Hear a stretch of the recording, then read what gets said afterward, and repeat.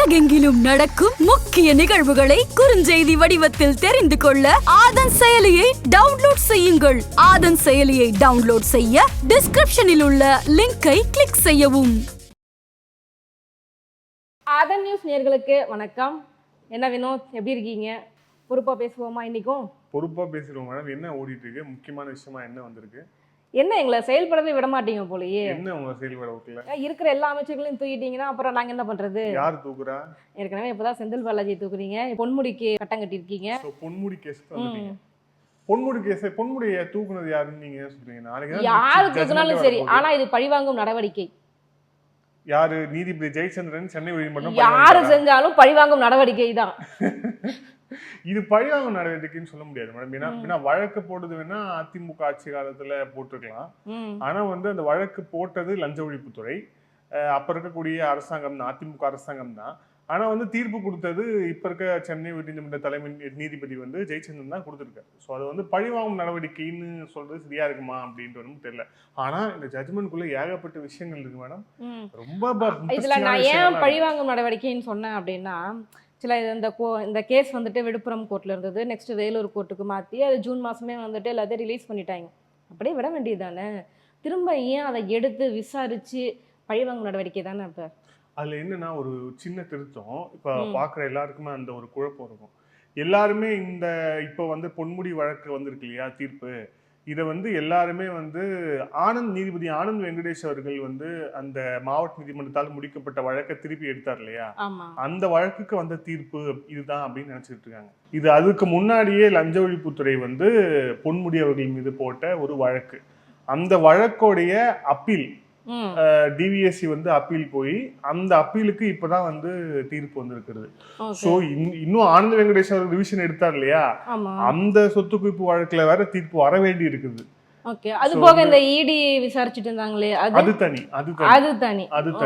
அது predicate offence அப்படின்னு சொல்லுவாங்க.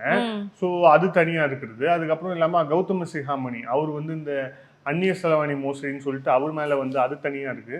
லிஸ்ட் பெருசா இருக்கு, பெரிய லிஸ்டா போய்கிட்டு இருக்கு. அப்ப எப்படின்னு பாத்தீங்கன்னா புழல் ரொம்ப வழியுமா?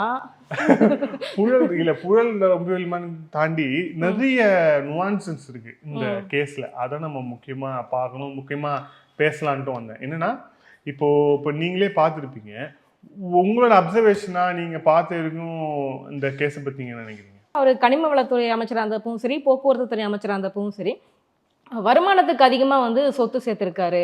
ஸோ அப்படிங்கிறது தான் மெயினான ஒரு குற்றச்சாட்டா இருக்குது. கிட்டத்தட்ட பார்த்தீங்க அப்படின்னா ஒரு 64% கிட்ட அதிகமாக சொத்து சேர்த்திருப்பதாக சொல்லியிருக்காங்க. ஸோ அந்த கேஸ் தான் இப்போ போய்கிட்டு இருக்கு அப்படின்னு சொல்றாங்க. அரசியல் வாழ்க்கையில இதெல்லாம் சகஜம் தானே? அரசியல் வாழ்க்கையில சகஜம்தான். பட் ஆனா பொன்முடியோடைய ஒரு அரசியல் வாழ்க்கை ரொம்ப வித்தியாசமானது மற்ற அரசியல்வாதிகளை விட. ஏன்னா மாவட்ட அரசியல்ல இருந்து ஒரு ஆள் மேல அமைச்சராகி அதுக்கப்புறம் தலைமைக்கு நெருக்கமாகி அந்த டிராவல் இருக்குல்ல, பொன்முடியோடைய டிராவல் ரொம்ப பெரிய டிராவல். எப்படி ஒரு காலத்துல ஸ்டாலின் அவர்கள் தனக்கு நம்பிக்கையானவர்கள் சொல்லி மாவட்டத்துக்கு மாவட்டம் ஆட்களை உருவாக்கினார். எப்படி ஒரு காலத்துல கருணாநிதி அவர்கள் உருவாக்குனாரோ அந்த மாதிரி உருவாக்குனதுல விழுப்புரத்துல ஒரு ஸ்ட்ராங் மேனாக அறியப்பட்டவர் தான் பொன்முடி. சாதாரண ஒரு பேராசிரியராக தன்னுடைய பணியை தொடங்கிய சிகாமணி அதுக்கப்புறம் திமுகல படிப்படியாக உயர்ந்து அமைச்சராகி, உயர்கல்வித்துறை அமைச்சராகி, அதுக்கப்புறம் போக்குவரத்துறை அமைச்சராகி பொன்முடியாக வளர்ந்த கதை. அதுதான் இப்ப இந்த நீதிமன்றம் இது கொடுத்திருக்க தீர்ப்புடைய முக்கியமான சாராம்சமாக இருக்குது. இவர் மட்டும் இல்லாம இவருடைய மகனும் சேர்ந்து, மனைவி மகன் இவங்களும் உள்ள சேர்த்திருக்காங்க. இந்த கேஸ்ல மனைவி இருக்கிறாங்க, அதாவது மனைவி விசாலாட்சி அவங்க இருக்கிறாங்க. ஆனா மகன்கள் இந்த வழக்குல இது பண்ணல. A1 A2 அதுதான். A1 பொன்முடி என்கிற தெய்வசிகாமணி, அதுக்கப்புறம் A2 விசாலாட்சி அவருடைய மனைவி. ஸோ இதுதான். இது ஒண்ணுமே இல்லை. இது நம்ம சிம்பிளா சொன்னோம்னா நம்ம எல்லாருக்குமே தெரிஞ்ச சொத்து குவிப்பு வழக்கு.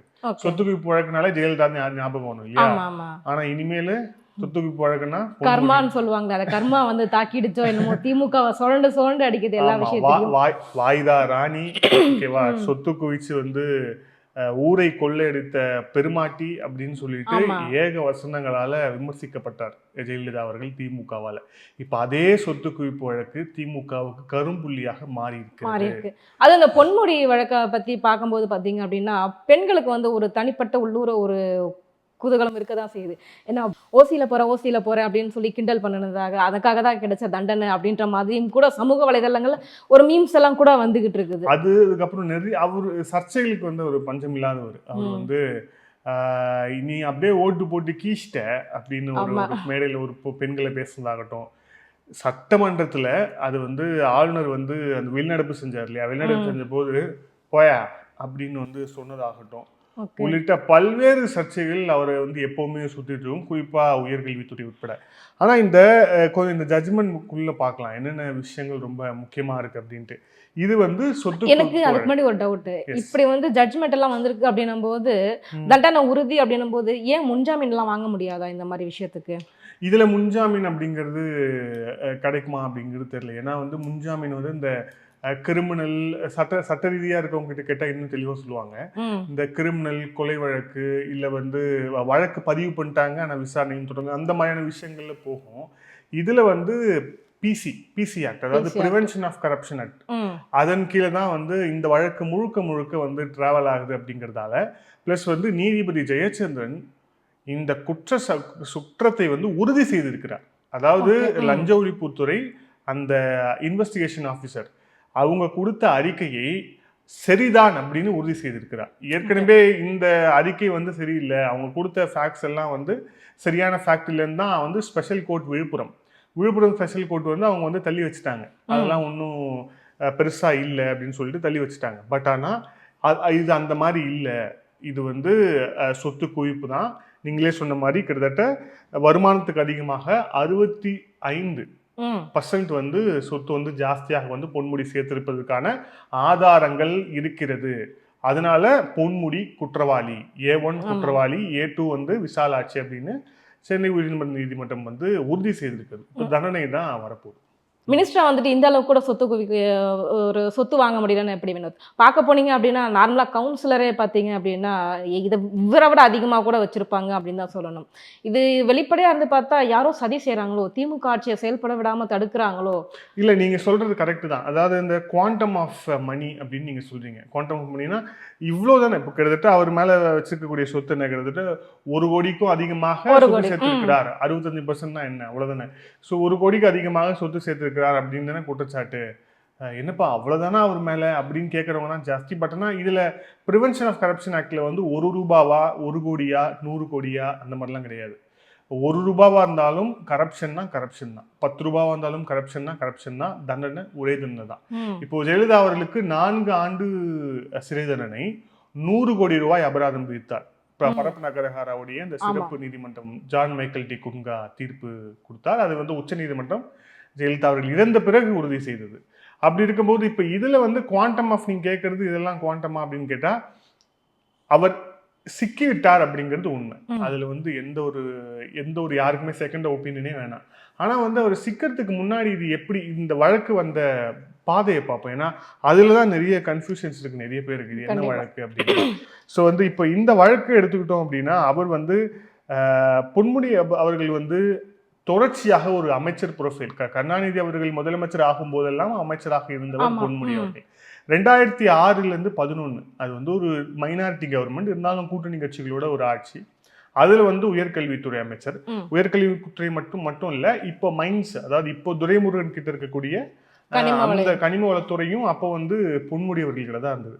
ஸோ அப்பதான் அந்த பீரியட்ல தான் வந்து இவர் ஜாஸ்தியாக சொத்து சேர்த்தார் அப்படின்னு 2011 பிறகு ஜெயலலிதா அவர்கள் ஆட்சி வருது இல்லையா, அந்த ஆட்சி காலத்துல வந்து அவர் மீது வந்து அந்த லஞ்ச ஒழிப்புத்துறை வந்து அவர் மீது வந்து சொத்து குவிப்பு வழக்கு வந்து பதிவு செய்யுது. இதுதான் நம்ம இந்த கேஸோட ஃபர்ஸ்ட் பாயிண்ட் அப்படிங்கிறது அங்கதான். இதுக்கப்புறம் பார்த்தோம்னா அந்த வழக்கு எப்ப போடுறாங்க, 26/9/11 அதாவது 2011 9ஆம் மாசத்துல தான் வழக்கு போடுறாங்க. இந்த மாதிரி நீங்க சொத்தை வந்து குவிச்சிருக்கீங்கப்பா அப்படின்னு சொல்லிட்டு பொன்முடி மேல வந்து போடுறாங்க.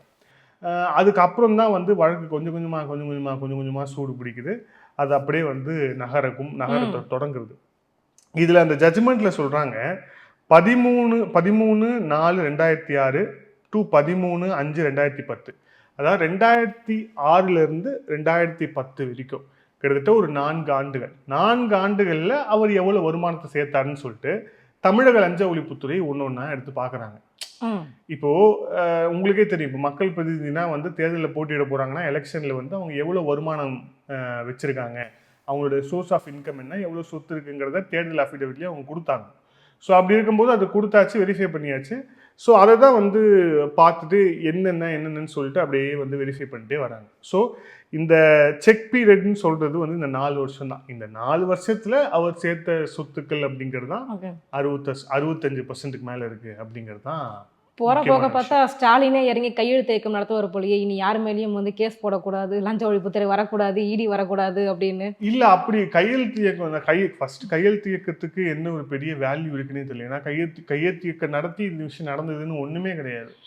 அதுக்கு வந்து ஒரு கான்ஸ்டிடியூஷன் வேலிடிட்டியும் கிடையாது. துணை முதலமைச்சர் பதவி இருக்குல்ல, துணை முதலமைச்சர் பதவி வந்து ஒரு கான்ஸ்டிடியூஷன் வேலிடிட்டி இல்லாத பதவி. அது ஒரு பொம்மை பதவி தான், அதுல வந்து ஒண்ணுமே கிடையாது. ஸோ அந்த மாதிரி இந்த கையெழுத்து இயக்கத்துக்குலாம் ஒன்றும் பெரிய யூஸே கிடையாது. பரவாயில்ல, கையெழுத்து போட்டு அது ஒரு இயக்கமாக வச்சு அது ஒரு 4 நாள் பேசிகிட்டு இருப்பாங்கல்ல. சரி, இவ்வளோ விஷயம் நடந்திருக்குது, ஆனால் பாருங்களேன் எல்லாரும் வந்து மழை வெள்ளம் இதை பற்றி தான் பேசிகிட்டு இருந்திருக்காங்க. யாரும் இந்த விஷயத்தை பற்றி பெரிய அளவில் பேசலையே எந்த மீடியாலையுமே.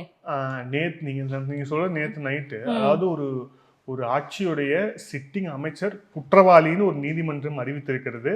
அவர் பதவி பறிபோக போகுது. பதவி பறிபோனதுக்கு அப்புறம் இடைத்தேர்தல் வரப்போகுது. இந்த மாதிரி நிறைய டெவலப்மெண்ட்ஸ் அடுத்தடுத்து வரப்போகுது. ஆனா இதை பற்றி நேற்று இரவு எந்த ஒரு பெரிய ஊடகங்களும் விவாதம். அது பதவி பறிபோகுதுன்னு நம்ம சொல்ல முடியாது இல்லையா? ஆக்சுவலா வந்துட்டு இலாக்கா இல்லாத அமைச்சராக கூட நாங்க வச்சிருப்போம். கரெக்டான பாயிண்ட் வந்துட்டீங்க. இலாக்கா இல்லாத அமைச்சராக செந்தில் பாலாஜி தொடர்கிறார் இல்லைன்னு சொல்லி. ஏன்னா அவர் மீது குற்றம் சாட்டப்பட்டிருக்கிறது. அதாவது சார்ஜ் ஷீட் தான் இருக்கு அவர் மேல. ஓகேவா? அதாவது அந்த விசாரணை நடந்து வருகிறது. இன்னும் ஜட்ஜ்மெண்ட் கொடுக்கல. அதுல ஜட்ஜ்மெண்ட் கொடுக்காதால அவர் விசாரணை கைதியாக இருக்கிறார், சிறைக்குள்ள இருக்கிறார். அப்படிங்கிறதால அவர் இலாக்கா இல்லாத அமைச்சராக தொடருக்கான சாத்தியக்கூறுகள் சட்டத்தில் இடம் இருக்கிறது. ஆனா இங்க வந்து நேத்து ஜெயச்சந்திரன் சொன்னது குற்றவாளி, அதாவது அவர் மீதான குற்றம் நிரூபிக்கப்பட்டது, அவர் வந்து சொத்து குவித்திருக்கிறார், 65% மேல அவர் வந்து சொத்து குவித்திருக்கிறார்ங்கிறது 65% தான் பெருசா தெரியும். 1 கோடி அப்படி சொல்லுங்க, 1 கோடி சிம்பிளா இருக்கு. 1 கோடி அதுதான் 1 கோடி கொள்ளையடிச்சதுக்காக இவ்வளவு பெரிய தண்டனை கொடுப்பீங்க? இன்னும் கொஞ்ச நாளுங்க இருந்துட்டு போகுது, ஆட்சி முடிஞ்சிட்ட பிறகு எதனாலும் பண்ணிக்கங்க.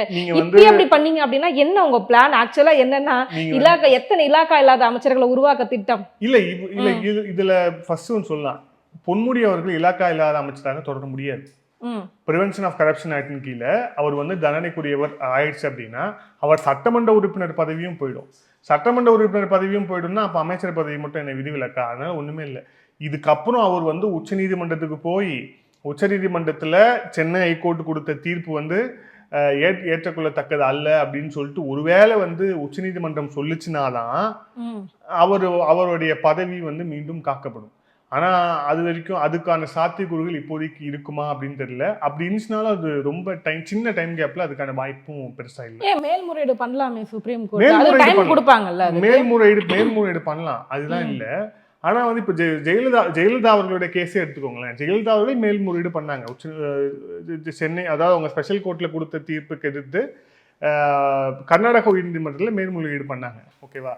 ஆனா அது அந்த டைம் கேப்ல இருக்கும் அவங்க எங்க இருந்தாங்க? வெளியே இருந்தாங்க இல்ல முதலமைச்சராக இருந்தாங்க, சிறைக்குள்ள இருந்தாங்க. ஓபிஎஸ் முதலமைச்சராக இருந்தாங்க, இப்படிதான் இருந்தாங்க. ஸோ அப்போ வந்து புதிதாக வந்து உயர்கல்வித்துறை அமைச்சர் தயாராவார்.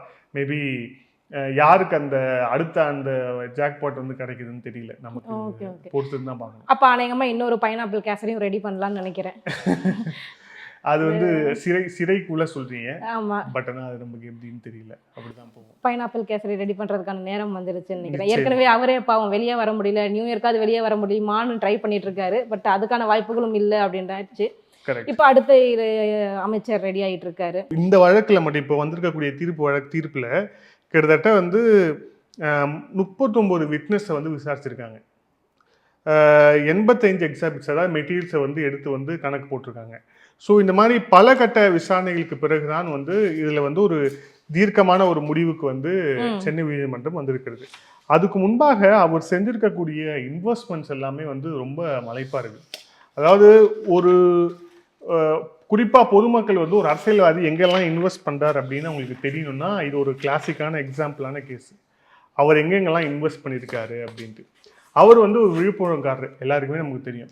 ஸோ விழுப்புரத்துல அந்த 2006 2011 நிறைய இந்த அக்ரிகல்ச்சர் லேண்ட்ஸை வந்து அவர் வந்து வாங்கியிருக்கிறார், விலைக்கு வாங்கியிருக்கிறார். விவசாயத்தை முன்னேற்றம்னு நினைச்சிருப்பாரு, நீங்க விவசாயத்தை டெவலப் பண்ணலாம்னு நினைச்சிருப்பாரு, நீங்க தப்பா புரிஞ்சுக்கிட்டீங்க. நான் தப்பா புரிஞ்சுக்கல, தமிழக லஞ்ச ஒழிப்புத்துறை தப்பா நினைச்சிருக்கீங்க. இதுல பாருங்களேன், விழுப்புரம் தாலுகா மைத்திரி மங்கலம் அங்க வந்து 1.62 ஏக்கர் வாங்கியிருக்காரு, 5 லட்ச ரூபா மதிப்பு. அது என்னன்னு தெரியல, இந்த மதுரை மங்கலம் அப்படிங்கிற பகுதியிலேயே நிறைய லேண்டு வாங்கியிருக்காரு. கிட்டத்தட்ட வந்து இன்னொரு அக்ரிகல்ச்சர் லேண்டு, அது வந்து 1,27,000 ரூபாய்க்கு வாங்கியிருக்கிறாரு. அதுவும் வந்து கிட்டத்தட்ட வந்து 1.25 ஏக்கருக்கு வாங்கியிருக்காரு. ஸோ எல்லாமே வந்து ஏக்கர் கணக்கில் தான். அதுக்கப்புறம் வந்து 1 ஏக்கருக்குள்ள ஒன்று வாங்கியிருக்கிறாரு. ஸோ எல்லாமே வந்து அக்ரிகல்ச்சர் லேண்டாக வாங்கி போட்டிருக்காரு. அதாவது 2006 2011 இருந்தார் இல்லையா, நிறைய அக்ரிகல்ச்சர் லேண்டு, அதை தாண்டின இன்வெஸ்ட்மெண்ட்ஸும் நிறைய இருக்கு. இதில் ஒரு இன்னொரு முக்கியமான விஷயம் என்னன்னா, இது வெறும் விழுப்புரத்தோடு நிற்கல. இப்போ எக்ஸாம்பிளுக்கு கடலூர் மாவட்டத்தில் திருப்பலூர் டவுனு, அங்கே வந்து கிட்டத்தட்ட வந்து 6000 ஸ்கொயர் ஃபீட்டு ஒரு லேண்ட் வாங்கியிருக்காரு. ஓகேவா, 6000 ஸ்கொயர் ஃபீட்டு. அது வந்து அதோட மதிப்பு வந்து 6 லட்சம். அதாவது இது வந்து எல்லாம் கைட்லைன் வேல்யூ 2010. சரிங்களா. அதுக்கப்புறம் வந்து திருச்சியில் வாங்கியிருக்காரு. இப்போ பாருங்க, விழுப்புரம், அதுக்கப்புறம் கடலூர், இது திருச்சி. திருச்சியில் வந்து தென்னூர் அப்படிங்கிற பகுதியில் 2400 ஸ்கொயர் ஃபீட்டு பிளாட் வாங்கியிருக்காரு, வெறும் நிலம். அது வந்து 6 லட்சம் ரூபாய் மதிப்புள்ள இது. அதுக்கப்புறம் வந்து கடலூரில் திருப்பலியூர், ஏற்கனவே லேண்ட் வாங்கினான்னு சொல்லல, அதே இடத்துல பொன்முடி அவர்களுடைய மனைவி விசாலாட்சி அவங்க வந்து ஒரு கமர்ஷியல் பில்டிங் வந்து கன்ஸ்ட்ரக்ட் பண்றாங்க.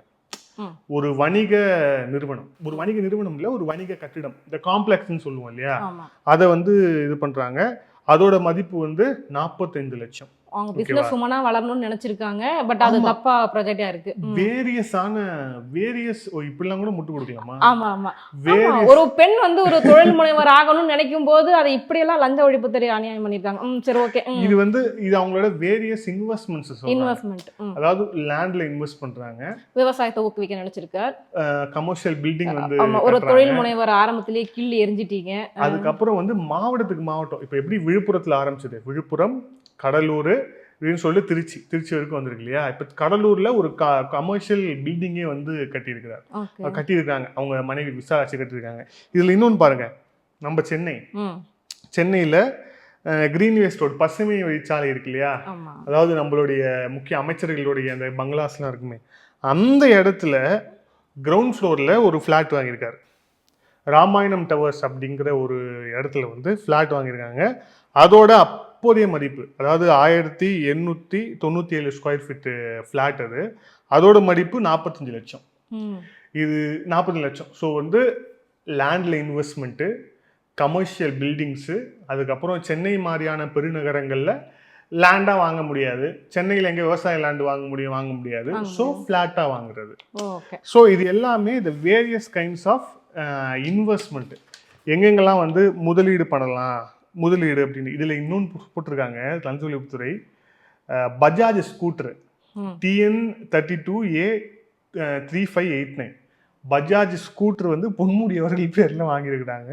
அதோட மதிப்பு 3000 ரூபாய். இதுவும் வந்து நம்ம இந்த சிவாஜி படத்தில் சொல்லுவாங்க தெரியுமா, அந்த சொத்து வரும்போது சார் உங்க ரோலெக்ஸும் எங்க கணக்கில் இருக்கு சார் அப்படின்ட்டு, அந்த மாதிரி தமிழக லஞ்ச ஒழிப்புத்துறை வந்து எடுக்கும்போது இந்த பஜாஜ் ஸ்கூட்டரும் வந்து பொன்முடி அவர்கள் பேர் இருக்கக்கூடியது, அதையும் வந்து கணக்கில் எடுத்திருக்காங்க 3000 ரூபாய் அப்படின்னு. வேற யாரோ வாங்கியிருக்காங்க, அன்பளிப்பா கொடுத்தது கூட வந்துட்டு வந்திருக்கு. இது வந்து இப்போ இது பார்த்தோம், இது மட்டும் இல்லை, நிறைய டிராக்டர் வாங்கியிருக்காரு, அதுவும் கணக்கில் இருக்கு, எல்லாமே இருக்கு. இப்போ இதை தாண்டி இன்னொரு விஷயம் பாருங்க, royalty received for the Vishal publishers. Vishal publishers அப்படிங்கிறது வந்து அது வந்து ஒரு புத்தக நிறுவனமா இல்லை வந்து திரைப்பட நிறுவனம் தனியாக இருக்குது, அதுக்கப்புறம் பின்னாடி வரும். இது வந்து ஒரு புத்தக நிறுவனமும் ரைட்ஸ் சொல்கிறான், அதுலேருந்து ராயல்ட்டி வந்துருக்குது, எவ்வளோ 25,000 ராயல்ட்டி. ஸோ விவேக் பப்ளிஷர், இதில் வந்து என்ன விஷால் பப்ளிஷர்ஸுங்கிறது யார், இவங்களுக்கு ஏன் ராயல்ட்டி வந்தது, இப்போது இது எல்லாமே வந்து ஜஸ்ட் கணக்கு எடுத்திருக்காங்க, எவ்வளோ இன்வெஸ்ட் பண்ணாங்கன்னு கணக்கு எடுத்திருக்காங்க, அதில் வந்து இந்த விஷயங்கள்லாம் வருது. இதுல வந்து இப்போ நான் தங்க நகைலாம் நீங்க கேட்கவே இல்லையே, எவ்வளவு இருக்கு என்ன இருக்குன்னு. எல்லாம் இருக்கு லிஸ்ட், தங்கம் வைரம் எல்லாமே சேர்த்து இருக்கு. எல்லாம் இருக்கு. அதாவது ஆக்சுவலா நீங்க சொன்னதெல்லாம் பாத்தீங்க அப்படின்னா 6 லட்சம் அவர் ஒரு ஸ்கூட்டி வாங்கினது, ஒரு 45 லட்சம் ரூபாய்க்கு ஃபிளாட் வாங்கினது, இதை நார்மலாவே மிடில் கிளாஸே பண்ணுவாங்கல்ல. 2010 10ல 2006ல இருந்து 2010 ஓகேவா, 10க்குள்ள ஆன வேல்யூஸ் இது. ரெண்டாவது, இது வந்து அரசாங்கம் எடுத்திருக்கிறதால அவங்க என்ன போடுவாங்க, கைட்லைன் வேல்யூ படி தான் கணக்கு போட்டிருப்பாங்க. ஆனா அதோட மார்க்கெட் வேல்யூ எவ்வளவு இருக்கும் தெரியாது. ஓகேவா, இது 2006ல இருந்து 10 அந்த சொத்துக்கள் ஒண்ணு. ரெண்டாவது, இது வந்து கைட்லைன் வேல்யூ தான் எல்லாத்துக்குமே போட்டிருப்பாங்க. இப்போ அந்த சென்னை பசுமொழி சாலையில ஒரு ஃபிளாட் சொன்னோம் இல்லையா, 45 லட்சம். சென்னையில அதுவும் பசுமொழி சாலை போன்ற ஒரு பிரதான பகுதியில 45 லட்சம் ரூபாய்க்கு, அதுவும் 1897 ஸ்கொயர் ஃபீட்டு ஃபிளாட்டு கிடைக்குமா? நீங்க வீடு பார்த்துட்டு இருக்கீங்க, ஓகேவா, உங்களுக்கு தெரியும் இப்பதான் யோசிச்சுட்டே இருந்தேன் நல்லா இருக்கே அப்படின்னு. நீங்க வீடு பார்த்துட்டு உங்களுக்கு எவ்வளவு ரேட்டு போகுதுன்னு உங்களுக்கே தெரியும், ஓகேவா. சாதாரணமா இங்க ஒரு ஃபிளாட்டே வந்து எவ்வளவு ரேட்டு போகும்னு சொல்லிட்டு, அதுவும் பசுமொழி சாலையில 45 லட்சம் இவங்க போட்டிருக்காங்கன்னா அப்ப இதோட மதிப்பு எத்தனை இருக்கும்? பல கோடிகள் இருக்கும், பல கோடிகள் இருக்கும். ஸோ இந்த மாதிரி இப்ப உங்களுக்கு நம்பர்ஸ்லாம் ரொம்ப சின்னதான் தெரியலாம், பட் ஆனா இதுக்கு பின்னாடி இருக்கக்கூடிய விஷயங்கள் இதாக தான் இருக்கு. கோல்டு அண்ட் டைமண்ட்ஸ் எவ்வளவு இருக்கும்? அதுல வந்து கிட்டத்தட்ட பாத்தீங்கன்னா 50 கிலோ சில்வர், 50 சவரன்ல 50 கிலோ. 50 கிலோ சவரனா? என்ன நீங்க பேசுறீங்க? 50 கிலோ சவரன்லாம் கிடையாது, 50 கிலோ வெள்ளி. அப்புறம் வந்து 2800 கிராமுக்கு கோல்டு ஜுவல்ஸ், 2800 கிராம். 208 கிராம் கிடையாது, 28 கிராம் கிடையாது, 2800 கிராம். அப்பனா இது எத்தனை கிலோ இருக்கும்? பல கிலோ இருக்கும். ஸோ அப்படி இருக்கும்போது பல கிலோ நீ ஏன் சொல்லணும், 2.25 கிலோ, 2, ஏன்னா 1000 கிராம் 1 கிலோ அப்படிங்கிறதால. ஸோ எல்லாமே வந்து கிலோ கணக்கில் தான் இருக்கு. கிட்டத்தட்ட 50 கிலோ வெள்ளி, 1 கிலோவுக்கு மேலே வந்து தங்கம். ஸோ இது எல்லாமே வந்து என்ன இன்ச் பை இன்ச்சா லஞ்ச ஒழிப்புத்துறை வந்து அந்த லிஸ்ட் அவுட் எடுத்து அது வந்து லிஸ்ட் பண்ணியிருக்காங்க அப்படிங்கிறத பார்க்குறோம். இதில் இன்னொரு முக்கியமான இது வந்து விஷால் ஆட்டோமொபைல்ஸ். இப்போ நம்ம விவசாயத்தில் இன்வெஸ்ட் பண்ணாரு, லேண்டில் இன்வெஸ்ட் பண்ணாரு, கோல்டு மணி எல்லாத்தையும் இன்வெஸ்ட் பண்ணாரு அப்படிங்கிறத தாண்டி இப்போ வந்து ஆட்டோமொபைல்ஸ் விஷால் ஆட்டோ. ஆக்சுவலி விஷாலுங்கிறது யார், இவங்களுக்கு ஏதாவது பேரனா என்னன்னு தெரியல. ஏன்னா Vishal publishers, Vishal expo, Vishal automobiles, Vishal publishers எல்லாமே விஷால் விஷால் விஷால் இருக்கு. மேபி விஷாலுங்கிறது மேபி அவங்களுடைய பினாமியா கூட பினாமியோ இல்லை அவங்க ஏதாவது ஒரு நெருக்கமான பேரா கூட இருக்குமோ அப்படின்னு தெரியல. ஸோ விஷால் ஆட்டோமொபைல்ஸ்ல அவங்களோட இன்வெஸ்ட்மெண்ட் எவ்வளவு? இன்வெஸ்ட்மெண்ட் 25 லட்சம். 25 லட்சம் அவங்களோட இன்வெஸ்ட்மெண்ட். ஓவராலா இதெல்லாம் சேர்த்து தான் வந்துட்டு 1 கோடி அப்படின்னு சொல்லியிருக்காங்க. இதுல ஒரு முக்கியமான ஒன்று விட்டோம், இன்வெஸ்ட்மெண்ட்ஸ் இன் பொன்னி கயல் ஃபிலிம்ஸ், அதாவது வந்து திரைப்பட தயாரிப்பு நிறுவனம்னு நினைக்கிறது, ஓகேவா. ஸோ திரைப்பட தயாரிப்பு நிறுவனத்திலையும் இன்வெஸ்ட்மெண்ட் வந்து இருக்கிறது. எவ்வளோ வந்து 5 லட்சம் இன்வெஸ்ட் பண்ணியிருக்காங்க. ஸோ வந்து திரைப்பட தயாரிப்பு இன்வெஸ்ட்மெண்ட்டு, ஆட்டோமொபைல் நிறுவனத்தில் இன்வெஸ்ட்மெண்ட்டு, அதுக்கப்புறம் வந்து பப்ளிஷர்ஸில் இன்வெஸ்ட்மெண்ட்டு, அதுக்கு முன்னாடி லேண்டில் இன்வெஸ்ட்மெண்ட்டு, அதுக்கு முன்னாடி ஃப்ளாட்டு, சென்னை போன்ற பெருநகரங்களில் ஃப்ளாட்டாக வாங்கி இன்வெஸ்ட்மெண்ட். ஸோ இது எல்லாமே various kinds of investment. So இதில் தான் வந்து நீங்கள் வந்து எவ்வளோ வருமானம் உங்களுக்கு இருக்குது, இதில் எப்படி 65% எக்ஸ்ட்ரா வந்திருக்கு அப்படிங்கிற அந்த ஒரு பாயிண்ட்டில் தான் பொன்முடியை வந்து டிவிஎஸ்சி வந்து லாக் பண்ணியிருக்காங்க. ஓகே. அரசியலுக்கு அப்புறம் ஏதாவது பிஸ்னஸ் ஆரம்பிக்கலாம்னு நினைச்சிருப்பாருன்னு நினைக்கிறேன் சார். அதனால தான் ஃபுல்லாக இன்வெஸ்ட்மெண்ட்டாக பண்ணி வச்சிருந்துருக்காரு. அதான் சொன்னேன், ஒரு தொழில் அதிபரை வந்துட்டு இவ்வளோ டார்ச்சர் பண்ணிட்டு இருந்திருக்காங்க. இதில் என்ன ஒரு விஷயம்னா பாருங்க, நீதிபதி ஆனந்த் வெங்கடேஷ் அவர்கள் அந்த பொன்முடி மேலே கேஸ் எடுத்தாரா? பொன்முடிக்கு மேலே கேஸை வந்து திருப்பி எடுத்ததுக்கப்புறம் ஆனந்த் வெங்கடேஷ் இப்படி செய்தது தவறு, இப்படி ஆனந்த் வெங்கடேஷ் செய்திருக்க கூடாது அப்படின்னு சொல்லிட்டு இதை சேலஞ்ச் பண்ணி உச்சநீதிமன்றம் போனார் பொன்முடி. அப்போ வந்து பொன்முடிக்கு சார்பாக ஆஜரான வழக்கறிஞர்கள் யார் தெரியுமா? கபில் சிபில், முகுல் ரோத்தகி. அதாவது சில மணி நேரங்களில் பல லட்சங்களை வந்து ஃபீஸாக வாங்கும் பெரிய பெரிய வக்கீல்கள் தான் இவங்க. ஆனால் இவ்வளவுத்தையும் தாண்டி அந்த வழக்கு எடுத்துட்டு அந்த வழக்கை வந்து பார்த்த தலைமை நீதிபதி சந்திரசூட் அவர்கள் வந்து நீதிபதி ஆனந்த் வெங்கடேஷ் அவர்கள் செய்தது மிகச்சரியான ஒரு விஷயம், இது வந்து அவரை வந்து குற்றம் சொல்றதுக்கும் எதுவுமே இல்லை, அவர் வந்து கிடைத்தது சட்டத்துறைக்கு ஒரு வரம் அப்படின்னு சொல்லிட்டு ஒரே போட்டார். அதுக்கப்புறம் தான் வந்து திருப்பியுமே வந்தாங்க. ஸோ அதனால வந்து இந்த மாதிரி நிறைய செட்பேக்ஸ் மேலே செட்பேக்ஸாக பொன்முடி அவர்கள் பார்த்துக்கிட்டே வந்தார். இப்போ வந்திருக்கக்கூடியது மேஜர் செட்பேக். அதாவது ஸோ இதுல தப்பவே முடியாது, வேற வழியே இல்லை. உச்சநீதிமன்றம் போகலாம், உச்சநீதிமன்றத்தில் போய் மேபி அங்கே அவருக்கு ஒரு ரிலீஃப் கிடைக்குமான்னு பார்க்கலாம். ஆனால் ஜெயலலிதா அவர்கள் கிடைக்கல, அவங்களுக்கே கிடைக்கல. ஜெயலலிதா அவர்களுக்கே ரிலீஃப்ங்கிறது கிடைக்கல. ஸோ வந்து இவருக்கு அந்த ரிலீஃப் அப்படிங்கிறது கிடைக்குமா அப்படிங்கிறது $1,000,000 கொஸ்டின். ஏன்னா எப்படி வந்து நம்ம இந்த அமலாக்கத்துறையில் இந்த மணி லாண்ட்ரிங் ப்ரிவென்ஷன் ஆக்ட் வந்து ரொம்ப ஸ்ட்ராங்காக இருக்குன்னு சொல்கிறோமோ, இப்போ செந்தில் பாலாஜி வெளியே வராதுக்கு அந்த ஆக்டோடைய அந்த ஸ்ட்ராங்னஸ் வந்து ஒரு முக்கியமான காரணம். அதே மாதிரி அதுக்கு ஈக்குவலாக வந்து ரொம்ப ஸ்ட்ராங்கான வழக்கு வந்து இந்த ப்ரிவென்ஷன் ஆஃப் கரப்ஷன் ஆக்ட். அதாவது அரசு துறையில் வேலை இருப்பவர்கள், பப்ளிக் சர்வெண்ட், அதுதான் தீர்ப்பில் போட்டிருக்காங்க. பப்ளிக் சர்வெண்ட்டாக இருப்பவர்கள் அவர்கள் மேலே தான் இந்த பிசி ஆக்ட் வந்து செல்லுபடியாகும். அப்படிங்கிற போது அவர்கள் அந்த சட்டம் அப்படிங்கிறது ரொம்ப ஸ்ட்ராங்காக இருக்குது. அப்படிங்கிறதால இதுலேருந்து வெளியே வர்றது அப்படிங்கிறது இயல்பான ஒரு காரியம் இல்லை அப்படின்னு தான் சட்ட வல்லுநர்கள் எல்லாருமே சொல்றாங்க. ஏற்கனவே திமுகவில் இப்பதான் துணை முதல்வர் ஆக்கலாமா வேணாமான்னு ஒரு பக்கம் பேச்சு போயிட்டு இருக்கு. இப்ப அடுத்த கட்டம் இது நடக்கிறது பார்க்க போனா ஆக்சுவலா இப்ப திமுகவே எப்படி காப்பாத்துறதுன்னு தெரியாம தான் இருக்கும் போல இருக்கு. இப்ப இவரு இல்லைன்னா வேற யார் ரீப்ளேஸ்மெண்ட் பண்ணுவாங்க இந்த பதவிக்கு அப்படின்னு நினைக்கிறீங்க? ரீப்ளேஸ்மெண்ட் நிறைய பேசிட்டு இருக்காங்க மேடம். ஏன்னா வந்து இப்போ ஏற்கனவே வந்து கூடுதலாக போர்ட்ஃபோலியோஸ் எல்லாமே பார்த்துட்டு, இப்போ தங்கம் தென்னரசு அவர்கள் இருக்காரு. தங்கம் தென்னரசு அவர்கள் செந்தில் பாலாஜி உள்ள போனதுக்கு அப்புறம் மின்சாரத்துறையும் சேர்த்து வந்து தங்கம் தென்னரசு பார்த்துட்டு இருக்காரு. அந்த மதுவிலக்கு ஆயத்தீர்வுத்துறையை வந்து இவர் அமைச்சர் பார்த்துட்டு இருக்காரு, இன்னொரு அமைச்சர் பார்த்துட்டு இருக்காரு, முத்துசாமி அவர்கள் பார்த்துட்டு இருக்காரு. ஸோ அப்படி இருக்கும்போது இவங்க எல்லாமே கூடுதல் இன்சார்ஜா இருக்காங்க. எனக்கு தெரிஞ்சு இனிமே கூடுதல் இன்சார்ஜா யாருக்கா கொடுக்க முடியுமான்னு தெரியல. அதனால மேபி ஒரு புது ஆள் வரலாம்.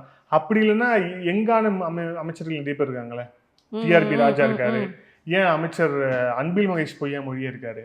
ஸோ அவங்களுக்கே கூட தரத்துக்கான வாய்ப்புகள் அப்படிங்கிறது இதில் வந்து ஜாஸ்தியாகவே இருக்குது அப்படின்னு பார்க்கலாம். பட் என்னதான் இருந்தாலும் this is the huge crisis. இதற்கு முன்பாக செந்தில் பாலாஜி அரெஸ்ட் செய்ய போது எப்படி வந்து அந்த அரசு நிர்வாகம் அப்படிங்கிறது வந்து ஒரு சலசலத்து போனதோ, கிட்டத்தட்ட அதுக்கும் கூடுதலாக சலசலப்பை ஏற்படுத்தின விஷயம் இந்த பொன்முடி விஷயம். ஏன்னா அவர் போனது விசாரணை கைதியா, இவர் போறது தண்டனை கைதியா. நீங்க என்ன சொன்னாலும் சரி, இது பழிவாங்கும் நடவடிக்கை தான். இதுக்கு எந்த அளவுக்கு முட்டு கொடுக்க முடியுமோ எங்க தலைவர்கள் முட்டு கொடுப்பாங்க. இது பழிவாங்கும் நடவடிக்கைன்னு நாங்க கூடிய சீக்கிரத்துல நாங்க நிரூபிப்போம். எங்க தலைவர்கள்லாம் புரியல, நீங்க திமுக ஸ்போக்ஸ் பர்சன் பேசுறீங்களா? வருவாங்க பாருங்க. சரி மேடம், நீ பொறுப்பா பேசிருக்கோன்னு நினைக்கிறேன். நிறைய பல தகவல்களையும் வந்து நீங்களும் சொல்றீங்க. ரொம்ப நன்றி. நன்றி சார்.